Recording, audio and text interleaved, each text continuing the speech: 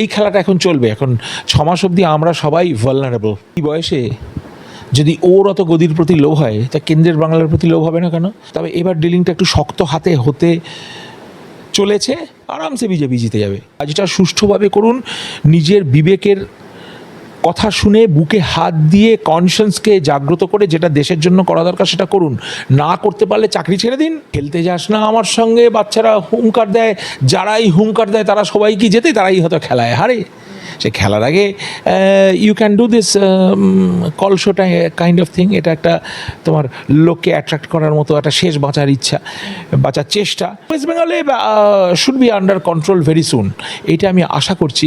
আর না হলে আমাদের দুর্ভাগ্য, আমরা তখন ওই সেই ইস্ট বেঙ্গল থেকে আসতে হয়েছিল ওয়েস্ট বেঙ্গলে, সেটা পাকিস্তান ছিল।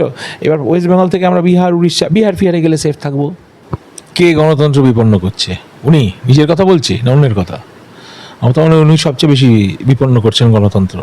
কনস্টিটিউশনটা জীবনে পড়ে দেখেছেন এক পাতা থেকে?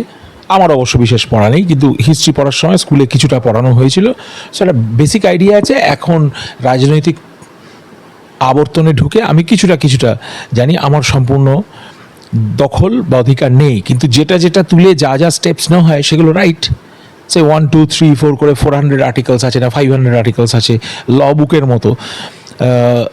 অবভিয়াসলি উনি সেন্ট্রাল গভর্নমেন্টের বলছেন, আমার মনে হয় না কোনো কিছুই লঙ্ঘন করা হয়েছে। অবশ্য ও কী করবে, ওদের তো just if you can't win you just win, এটা হচ্ছে থিওরি। এখন অন্যরকম কান্নাকাটি শুরু করেছে, কোনো রকম অগণতান্ত্রিক কোনো কিছু হয়নি। যাতে বিভেদ উনি সৃষ্টি করেছেন, এখন সেটা এনহ্যান্সড হয়ে গেছে। যে কোনো একটা কম্পেনসেশনের ডিকম্পেনসেশন হয়, আর ওভার কম্পেনসেশন হয়ে গেলে সেটা আর ফেরানো যায় না, ইরিভার্সিবল ড্যামেজ হয়ে যায়। অলমোস্ট ইরিভার্সিবল ড্যামেজে এসে গেছি। এখন কম্পেনসেশনের এগেনস্টে ডিকম্পেনসেশন হবে, আর এটা আমরা সবাই মেনে নিয়েছি। দেশের জন্য এটা হবে। যারা দেশের গণতন্ত্রের মধ্যে থাকতে চায় তারা আইন মেনে চলবে, কনস্টিটিউশন মেনে চলবে। আর কনস্টিটিউশন নামে চেঁচালে বেসিক্যালি তো ওর টার্গেটটা খুবই অশিক্ষিত, নিম্ন দরিদ্র, আর যারা একটুখানি পড়াশোনা করেছে তারা নিম্ন রুচির, নিম্ন মেধার লোক। ওই টার্গেট ওরা শুনে হাততালি দিচ্ছে, ওই করবে। ও তো বরাবরই ওই সার্কাস। বাট আস্তে আস্তে এগিয়ে আসছে, হয়তো ফাঁস টাইট হচ্ছে, সেই জন্যই হাঁসফাঁসানি বাড়ছে। এবং কেন্দ্রীয় সরকারে মানে কেন্দ্রের মসনদে যখন বিজেপি বসে রয়েছে, সেটা নিয়ে মুখ্যমন্ত্রীর বক্তব্য যে 2029 সালে বিজেপি কিছুতেই ক্ষমতায় আসতে পারবে না, এমনকি তার আগেও নাকি সরকার পড়ে যেতে পারে। এত বড় কথা বলে দিলেন, কি বলবেন? ওই অতটা মানে পলিটিক্যাল দূরদর্শিতা আমার নেই, রাজনৈতিক দূরদর্শিতা অতটা আমার নেই, আমি অতটা বলতেও পারবো না। তবে এগেনস্ট রুলার তো এই মমতা, পাপ্পু, ওই ধরনের লোকেরা, এরা আর কি চাইতো। বিহারে তো হয়ে গেল, মহারাষ্ট্র হয়ে গেছে, এর আগে হরিয়ানা হয়ে গেছে। Most of the India is now almost under the saffron control, এটাই তো আমি দেখলাম, মনে হচ্ছে, আমি জানি না। আর এইখান থেকে পড়ে যেতেও পারে। রাজনীতিতে সবই সম্ভব। আমি সেটা দেখতে পাচ্ছি না, উনি দেখতে পাচ্ছেন, উনি অনেক বিচক্ষণ। তাহলে তোমরা ওটাই ধরে রাখো যে পড়ে গেল, আর থাকবে না এই সরকার। এর মধ্যেই বিজেপি নেতা এবং অভিনেতা রুদ্রনীল ঘোষকে নিয়ে নতুন বিতর্ক সামনে এসেছে। এমনিতে আমরা দেখে থাকি যে রুদ্রনীল ঘোষ নিজের স্বরচিত কবিতা আবৃত্তি করে থাকেন এবং বিভিন্ন রকম কার্টুন এঁকে থাকেন, বেশ মজাদার কার্টুন, রাজনৈতিক যদিও, কিন্তু তবুও নানা রকম মজাদার কার্টুন এঁকে থাকেন, এবং তার অভিনয় দক্ষতার কথা তো প্রশ্নাতীত। সেখানে দাঁড়িয়ে তার বিরুদ্ধে যেটা বিতর্ক তৈরি হলো সেটা হচ্ছে যে সরকারি কাজে তিনি নাকি বাধা দিয়েছেন, অনধিকার প্রবেশ করেছেন, চিকিৎসকদের অযথা ভয় দেখিয়েছেন, এরকম গুরুতর সমস্ত অভিযোগ এসেছে। এবং এই অভিযোগ করেছেন বারাসত মেডিকেল কলেজের সুপারিনটেন্ডেন্ট। এবং অদ্ভুত বিষয় যে রুদ্রনীল ঘোষ সেই সুপারিনটেন্ডেন্ট যিনি অভিযোগ করেছেন তার সঙ্গে নাকি যথেষ্ট ভালোভাবে গল্প করেছেন, এবং তিনি এই অভিযোগ করার পরেই তাকে কালিম্পংয়ে বদলি করে দেওয়া হয়েছে। অদ্ভুত একটা মানে নেক্সাসের খোঁজ পাওয়া যাচ্ছে এখানে। কিছু বলবেন এ বিষয়ে? রুদ্রনীলবাবু তো অভিনয় করেন, আমি তো ওনার কবিতাগুলো শুনি, ক্যারিকেচার করেন কিছু, বেশ মজারও লোক।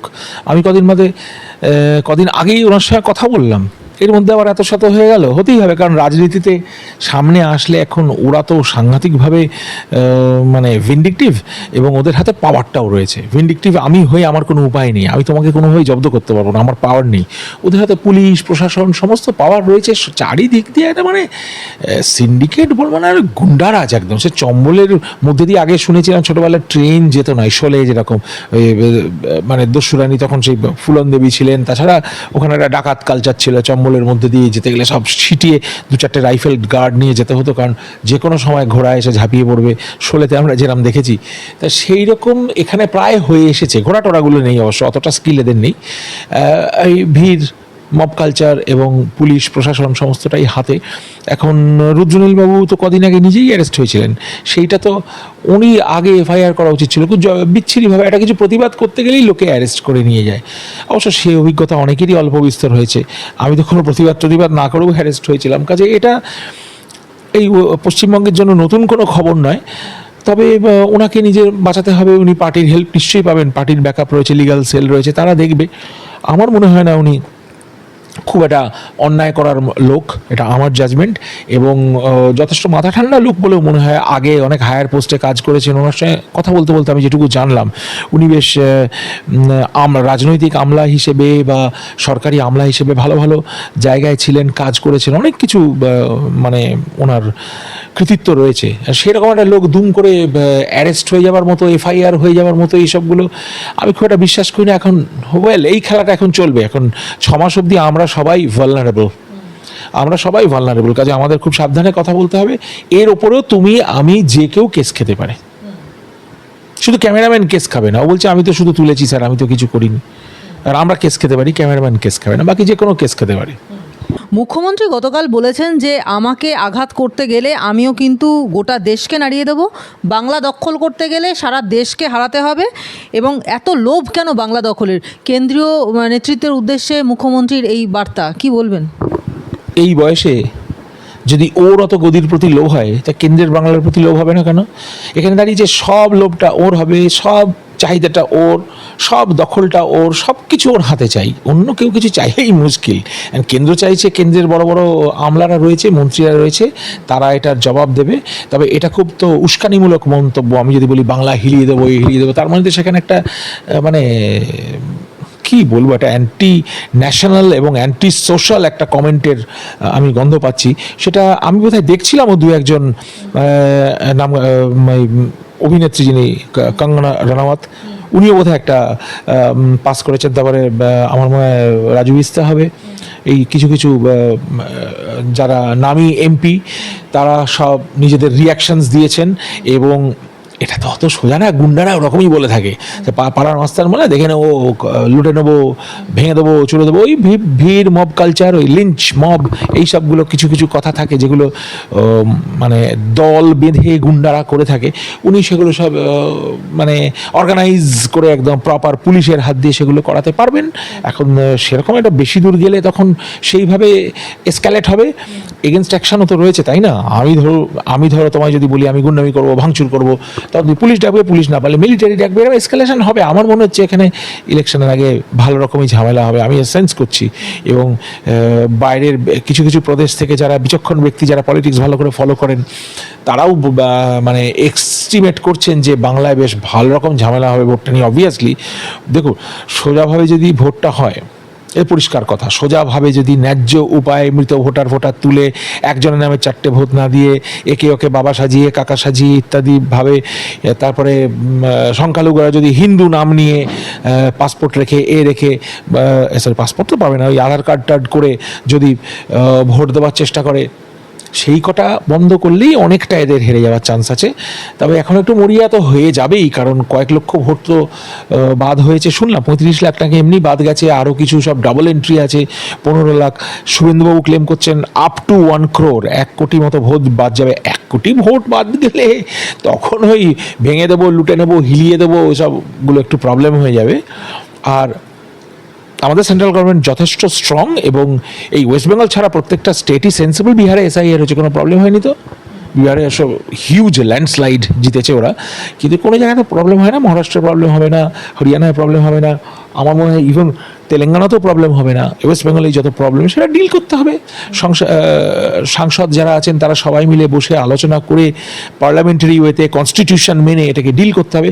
তবে এবার ডিলিংটা একটু শক্ত হাতে হতে চলেছে, এবং আমি অনুরোধ করব কেন্দ্রীয় নেতৃত্বকে যে এবার আপনারা ইন্টারফেয়ার করুন, শক্ত হাতে ডিল করুন। এই গুন্ডামির জন্য আমরা সব শেষ হয়ে যাচ্ছি। আমাদের যে কোনো সময় কেস খাওয়া, জেলে যাওয়া, এগুলো সব ইনএভিটেবল হয়ে যাচ্ছে। তো বিজেপি সরকার ঠিক করবে ওরা কি করবে, আর এনডিএ সরকার ঠিক করবে। অনেকে তো একসঙ্গে রয়েছে, জোটটা তো খুব একটা খারাপ নয়। তো সরকার অত সহজে যাবে না, সেন্ট্রাল সরকার, যদি ও মনে হচ্ছে একাই ফেলে দিতে পারে। কি করেছে এতদিনে? কিছুই করতে পারে না। সব গাঁট বন্ধন তো সব উড়ে গেছে, সব গাঁট ছড়া তো ছেড়ে গেছে, সব তো গাঁট বাঁধা যা হয়েছিল সব তো ডিভোর্স হয়ে গেছে।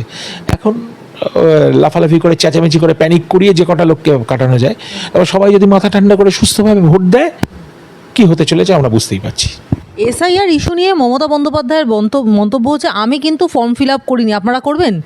এখন এই রকম একটা মন্তব্য একজন মুখ্যমন্ত্রী কি করতে পারেন? গোটা দেশে যখন এসআইআর হয়েছে, গোটা দেশের একজন মুখ্যমন্ত্রী কখনো এই ধরনের কোনো কথা বলেননি।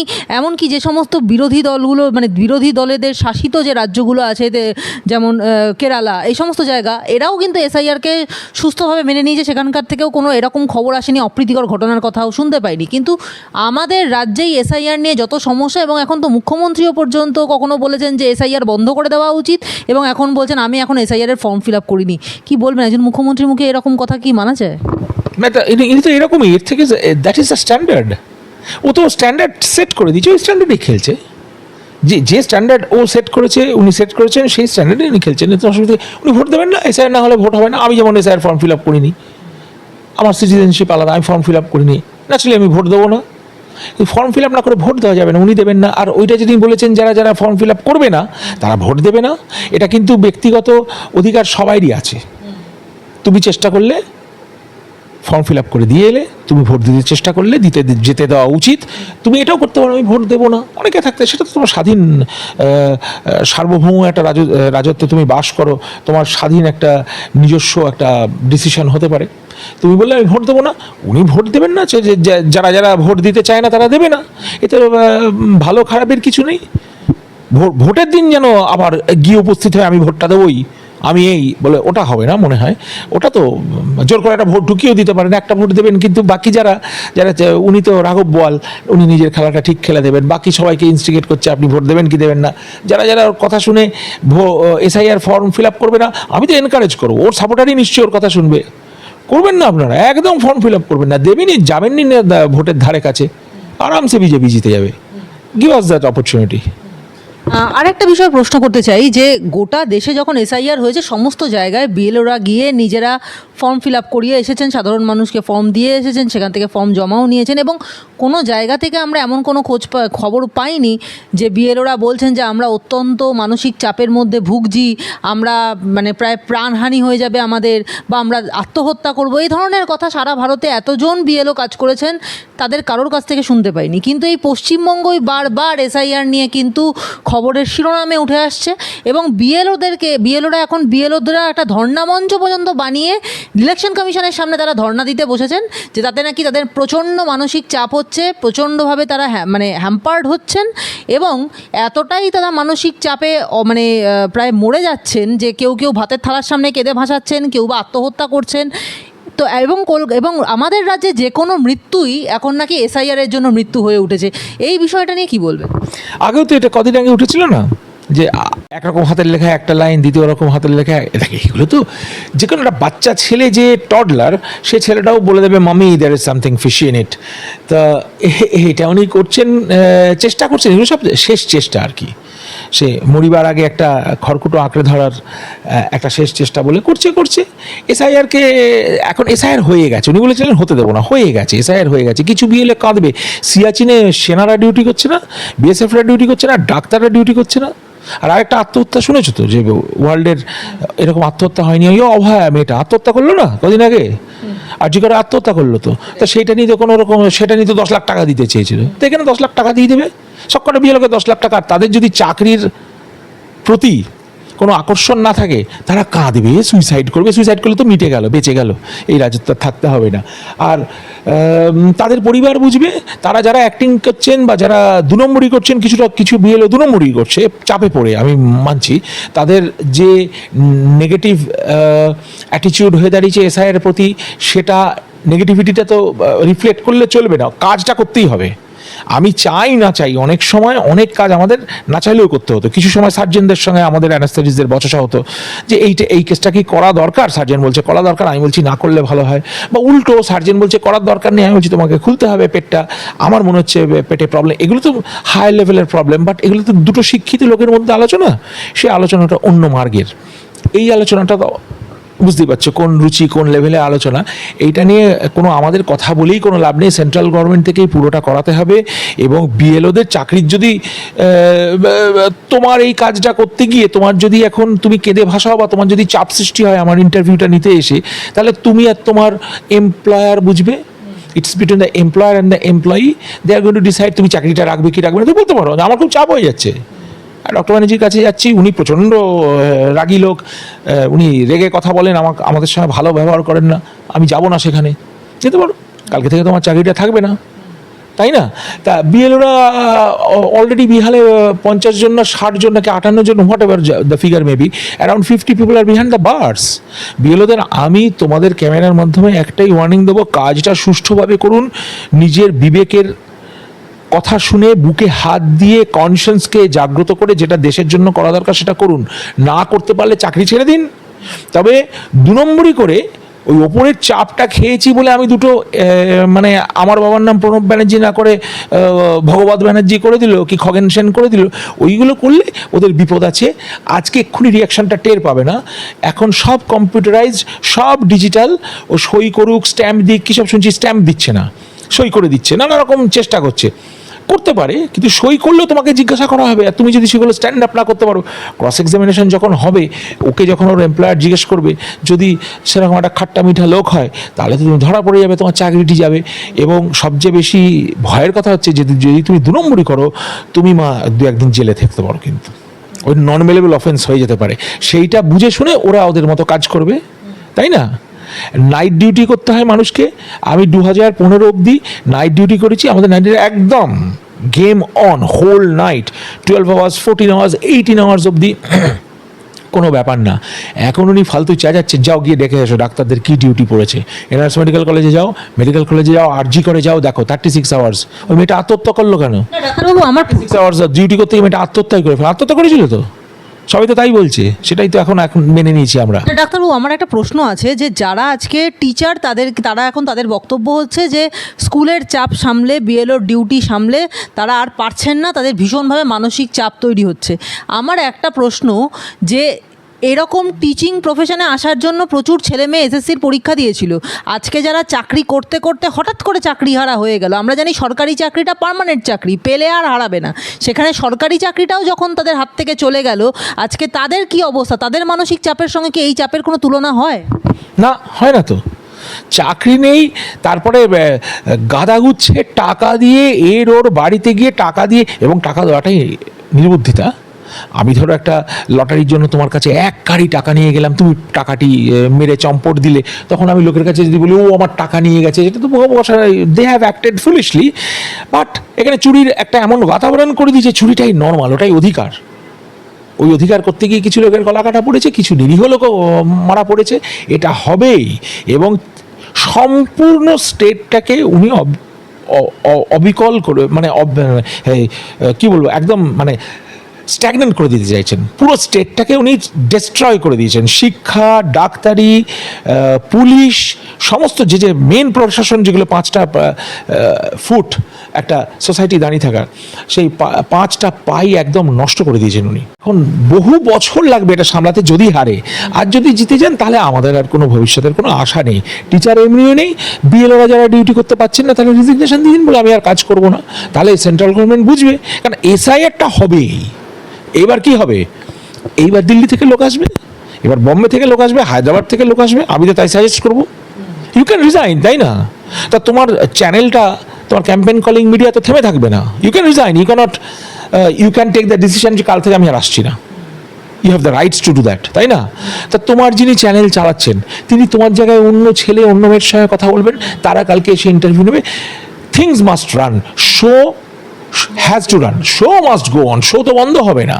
ও চাচাচ্ছে ব্যাগরা দিচ্ছে, পিছোচ্ছে, কিন্তু আমার মনে হয় এটাও আছে, এই বুদ্ধি ওর তো চারপাশে প্রচুর প্যাক সব রয়েছে, they should also, IAS officer রয়েছে, আইপিএস অফিসার রয়েছে, তারা শিক্ষিত লোক, তাদের বুঝিয়ে বলা উচিত বেশি গণ্ডগোল করলে প্রেসিডেন্সিয়াল রুল কিন্তু অনিবার্য, কারণ ইন্ডিয়ান গভর্নমেন্ট ওয়েস্ট বেঙ্গলে ঝামেলা হচ্ছে বলে ওকে তো ছেড়ে দেবে না। উনি যেটা চাইছেন কেটে বাংলাদেশ জাতি বাংলাদেশ হয়ে গেছিস, সেটা তো আমরা হতে দেবো না। না, এই দেশটা তো বাংলাদেশ হবে না, এটা পাকিস্তান আর কোনোদিন হবে, বাংলাদেশে তখন নেই, ওটা পাকিস্তান হয়ে গেছে। আবার ইস্ট পাকিস্তান ছিল, it has become Pakistan again. Already সেনা টেনা ইন্টেলিজেন্স এনে ইন্ডিয়াকে আপসেট করার চেষ্টা করছে। এবার অ্যাকশনটা স্ট্রং হবে, এই সেন্ট্রাল অ্যাকশনটার জন্য আমাদের তৈরি থাকতে হবে। তখন এসআইআর ঘাঁটা যাবে না, এসআইআর হয়েছে, শেষ হবে।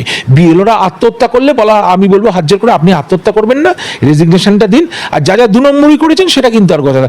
জেলে গেলে তখন আত্মহত্যা করারও আর দড়ি থাকবে না, জেলে গেলে কিন্তু আত্মহত্যা করা যায় না পুলিশ প্রোটেকশনে যখন যাবে। তা সেইটা বুঝে শুনে তারা কাজ করবে, এটা আমার দিক থেকে ওয়ার্নিং, আমি এইটুকু বুঝি। এর বাইরে যদি কিছু দিদি বাঁচাতে পারো তো সবাইকে বাঁচিয়ে নেবে না, সো ইংল্যান্ডের ভিসা দিয়ে দেবে, অস্ট্রেলিয়াতে পাঠিয়ে দেবে, মালয়েশিয়াতে পাঠিয়ে দেবে। It's not that easy.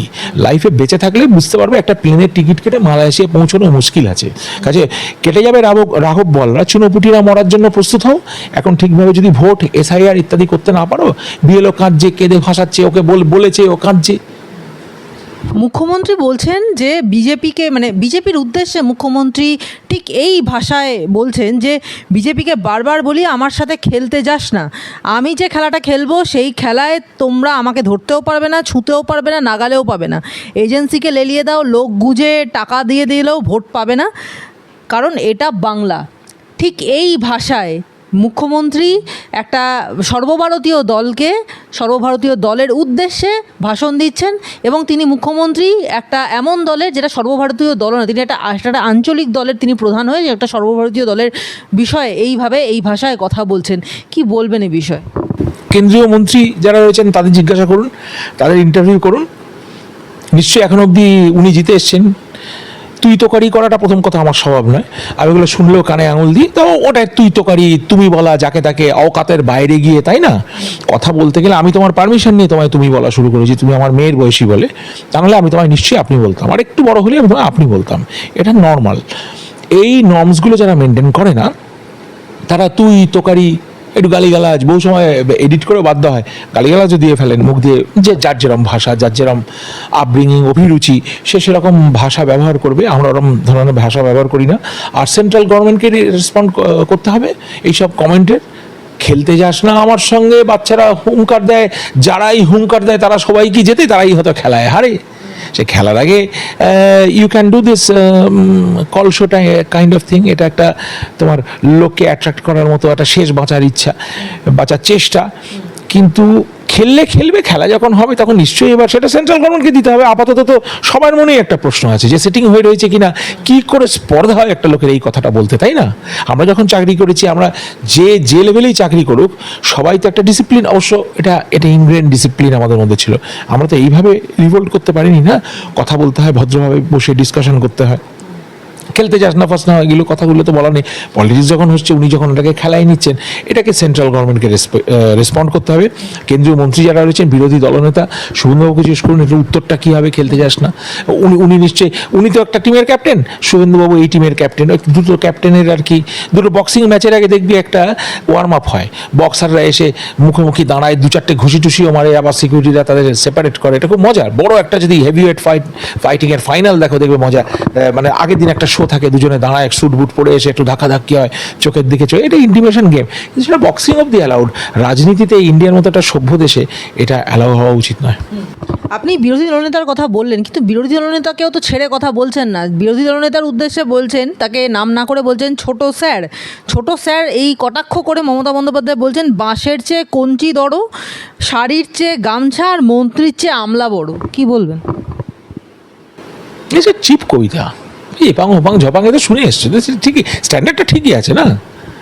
তো রবীন্দ্রনাথের মতো গান তার বেরোবে না? আনন্দ ধারা বহিছে ভুবনে, এখানে কি হলো, অপাং উপাং ঝপাং, মাছ, কঞ্চি, গামছা, আরও নিচে। এটা তো খুব ভদ্র হয়েছে, কিন্তু এই কবিতা যা স্ট্যান্ডার্ড, সেটার জন্য এটা পাস, 30-এ পাস, তো এটাতে 31। 100-এ। আমাদের বেলা হলো এটা 100-এ 0, সেই ছেলেকে কল করি, সেই ক্লাস থেকে বের করে দেওয়া হতো এই ভাষায় ব্যবহার করলে। এখন ব্যাপারটা হচ্ছে যে এখন এইটাই, ওই যে বললাম সেট দ্য স্ট্যান্ডার্ড, গোলপোস্টটাই এরকম, ওইখানে ওইরকমই খেলা হচ্ছে। একদম নিম্ন রুচির কমেন্ট। মোহাম্মদ সেলিম বলছেন আরএসএস এর গবেষণাগার ভাঙতে হবে। মোহাম্মদ সেলিমের এই বক্তব্য কিন্তু যথেষ্টই ইঙ্গিতপূর্ণ, কিছু বলবেন এ বিষয়ে? হ্যাঁ, ওরা তো কমিউনাল। মোহাম্মদ সেলিম কি আর উনি হবেন? হিন্দু মন্দির ভাঙতে হবে, একটুখানি চান্স পেলে হিন্দু মন্দির ভাঙবে। এখানে উনি একটু সিটিয়ে আছেন, এখানে যা হোক একটা হিন্দুত্বের প্রভাব পড়েছে, হিন্দুরা একটু এক হয়েছে, বিরোধী দলনেতা রয়েছেন, কেন্দ্রীয় মন্ত্রী রয়েছেন, 2-4 জন শ্রমিকবাবু ইলেক্টেড প্রেসিডেন্ট রয়েছেন, আরএসএস ভালো রকম অ্যাক্টিভ। আরএসএস নিয়ে একটু ভয় হবে, আরএসএস যদি ঠিক মতো কাজ করে। বিহারে কি হলো দেখা গেছে না, সারা ভারতবর্ষের একটা শ্যামাপ্রসাদ মুখার্জির সৃষ্টি করা পার্টি, তার তো কিছু নর্মস আছে, তার তো কিছু কন্ডিশনস রয়েছে, তার তো কিছু প্রিসেট রেকুইজিটস রয়েছে, যেভাবে তালিম হবে, লাঠি খেলা শিখবে ছেলেরা, তারা হিন্দু ধর্ম পালন করবে। এখন একচেটিয়া ভাঙা বাবরি মসজিদ, একচেটিয়া ভাঙা এই করে দিচ্ছি সেই করে দিচ্ছি, এখন ওগুলো আর মোহাম্মদ ঘড়ি, মোহাম্মদ তুগলক এগুলি চলবে না। ও বলছে বলতে দিয়ে ওগুলো তো চুনোপুটি 0 সিট পেয়েছে, এবার হয়তো 2টো পাবে, খুব বেশি হাইয়েস্ট কিট পার্টির। তা তৃণমূল থেকে কিছু কেক মিষ্টি পাঠিয়ে দেবে, একটু কনগ্রাচুলেট দিয়ে ভোট টোট ভাগ, ওই তো ওদের রাজনীতি, ওইটাই এক্সিস্টেন্স। তবে এটা স্পর্ধা এই দেশেই সম্ভব, সেটাও সেন্ট্রাল গভর্নমেন্টকে রেসপন্ড করতে হবে, আরএসএসকে রেসপন্ড করতে হবে। যে আরএসএসের ওইটা নেক্সাস ভাঙবে, তাহলে তোমার কি নেক্সাস সেটাও আমাকে জানতে হবে, তাই না? ওয়েস্ট বেঙ্গলে should be under control very soon, এইটা আমি আশা করছি। আর না হলে আমাদের দুর্ভাগ্য, আমরা তখন ওই সেই ইস্ট বেঙ্গল থেকে আসতে হয়েছিল ওয়েস্ট বেঙ্গলে, সেটা পাকিস্তান ছিল। এবার ওয়েস্ট বেঙ্গল থেকে আমরা বিহার, উড়িষ্যা, বিহার ফিহারে গেলে সেফ থাকবো।